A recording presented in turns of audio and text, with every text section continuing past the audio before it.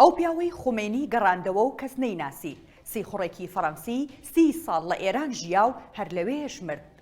ڕۆژی 1 شوباتی 1970 سعات 9:20 خولەکی بەیانی بە کاتی تاران ئیمام خومێنی کە بوو بە ڕەمزێکی سەرەکی و دیاری شۆڕشەکە دوای 14 ساڵ لە دووری وڵاتەکەی با فڕۆکەیەکی ئێرفرانس گەڕایەوە ئێران و ملیۆنان کەس چووبوون بە پیریەوە تا چاویان پێ بکەوێت.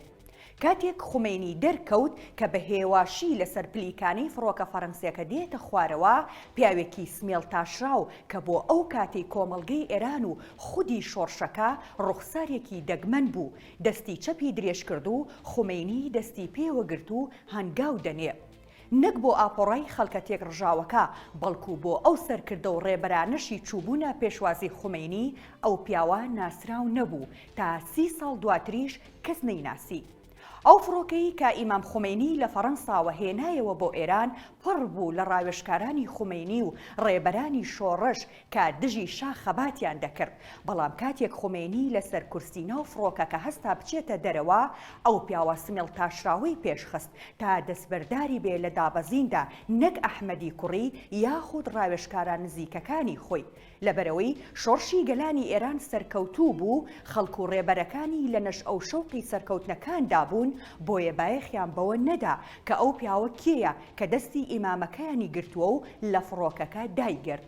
31 ساڵ دوای گەڕانەوەی ئیمام خومێنی، ناسنامەی ئەو پیاوە نامۆیە ئاشکرا بوو.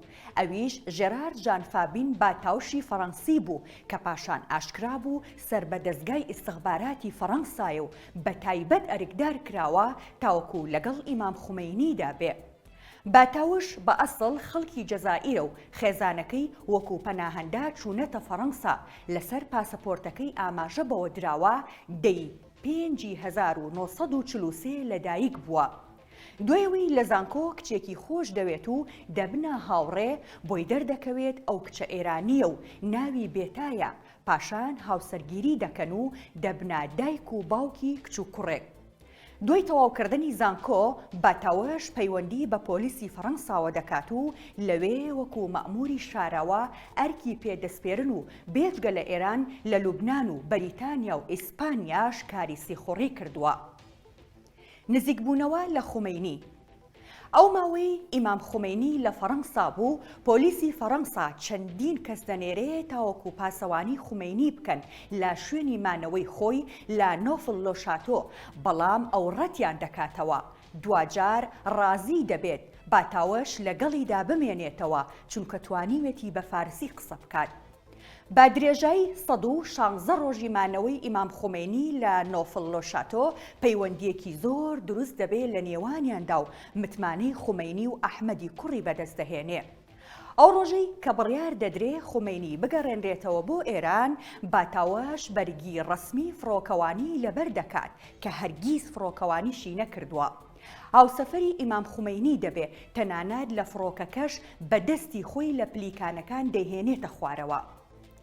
جێرارد باتاوش چونکە خۆی مەسیحی بووە، ئەو ساتەی کە لە فڕۆکە لەگەڵ ئیمام خومێنی دادەبەزێ بە ساتێکی مێژووی هاوشێوەی دابەزینی حەزرەتی مەسیح وەسفی دەکات.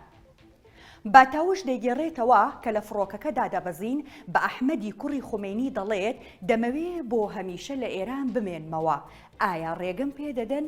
ئەحمەد خومێنی دەڵێت ئایا حکوومەتی فەڕەنسا کێشت بۆ دروست ناکات ئەگەر وا بکەیت؟ باتاوش دەڵێت خۆم خانەنشین دەکەم و دەمەوێ بێم لە ئێران بژیم. دوای ئەم گفتوگۆیە ئیتر باتاوش بڕیار دەدات بۆ هەمیشە لە ئێران بژی، بەڵام بۆ مەرجەی کەس نەیناسێ و ناسنامەکەی ئاشکرا نەبێ. 30 ساڵ نادیاری. ساڵی 2009 پیاوێکی پیری سەر و ڕێژسپی دەچێت بۆ ناوەندی ئەرشیف و بەڵگەنامەکانی شۆڕشی ئیسلامی ئێران، لەوێ خۆی با بەڕێوەبەر و کارمەندانی ئەوێ ئاشکرا دەکات کە هەمان ئەو پیاوەیە کە دەستی ئیمام خومێنی گرتووە و لە فڕۆکەکە دەیهێنێتە خوارەوە. بەڕێوەبەر و کارمەندانی ئەو دامەزراوە ڕەسمیەی ئێران تووشی سەرسوڕمان دەبن کە ئەو چیرۆکە دەبیستن، دەڵێن چۆنە ئەو 9 ساڵە نادیاری، کەچی باتاوش دەڵێت هەر لە ئێران دەژی، بەڵام وەکو ئاوارە و لێقەوماوێ. هەروەها ئاشکرای دەکات کە ژنەکەی لی جیابووەتەوە و کچ و کوڕەکەی لە ئەمریکا دەژین. هەرچەندە ساڵی 2008 ڕۆژنامەی لۆفێگاروی فەڕەنسی بۆ یەکەم جار چیرۆکەکەی ژێرات باتاوشی ئاشکرا کرد، بەڵام زۆر بایەخی پێ نەدرا لە ئێران یان هەر پێیان نەزانی. باتاوش دوای ئەوەی دینی خۆی دەگۆڕێت لە مەسیحەوە بۆ ئیسلام، ناوی خۆشی دەگۆڕێت بە ڕەزا باتاوش. تا دوایین ساتەکانی ژیانی لە ئێران دەمێنێتەوە و ڕۆژی 11 شوباتی 2016 لە تاران کۆچی دوایی دەکات و لە گۆڕستانی بەناوبانگی بەهەشتی زەهرا بە خاک دەسپێردرێت. چەند ڕۆژێک پێشەوەی بمرێ لە یادی گەڕانەوەی ئیمام خومەینیدا بەشداری دەکات و بە زمانی فارسی هاوار دەکات: مەرگ بەر ئەمریکا، مەرگ بەر ئیسرائیل.